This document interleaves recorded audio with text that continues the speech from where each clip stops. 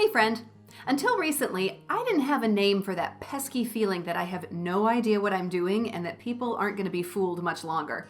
Have you ever battled imposter syndrome?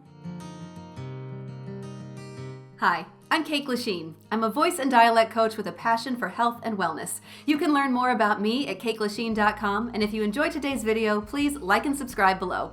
Let's get started.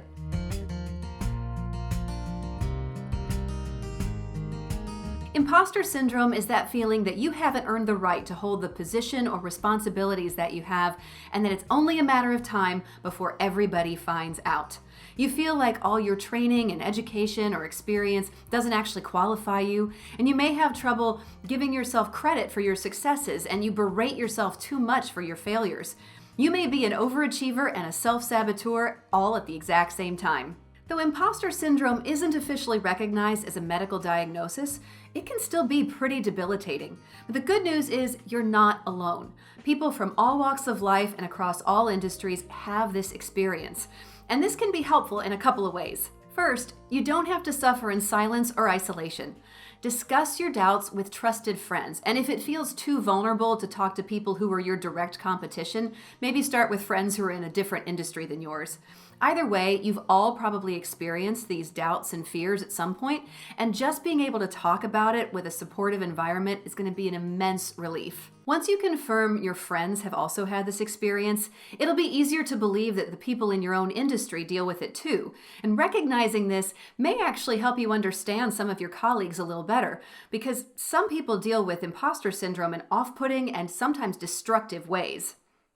Some people are so afraid of being found out as a fraud that they go hard in the other direction and they pretend to know everything.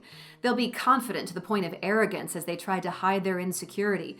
Or they may deflect and blame others, including you, any chance they get. If someone you're working with is behaving this way, give them the benefit of the doubt, at least for a little while. They very likely could be battling their own imposter. The other good news is that imposter syndrome isn't necessarily a bad thing. Feelings of doubt and fear and insecurity often pop up when you're challenging yourself or taking a risk. So anytime you take on new responsibilities, step into a leadership role, or maybe land a role at a theater you've loved forever or actors you've admired from afar, there's bound to be some insecurity, some discomfort mixed in with all the excitement and other myriad feelings. This doesn't mean you shouldn't be pushing yourself to grow and develop. We've all heard the phrase growing pains. Well, pushing yourself past your limits or out of your comfort zone is going to be, well, uncomfortable. Until you gain the new skills or the experience leading people or working alongside those you feel are so far out of your league, you're going to have the doubt and discomfort that any earnest, conscientious person would have. So reframe imposter syndrome as a positive sign you're challenging yourself. Talk to friends or find a mentor who you can share your doubts and fears with and get some encouragement. Ask those people to help you identify your small successes as you navigate your new challenge. And when failure happens, because it happens to everyone, accept it as part of the growth journey, learn from it, and move on. I can personally attest to having imposter syndrome plenty of times in my life, including a few months ago when I started this channel.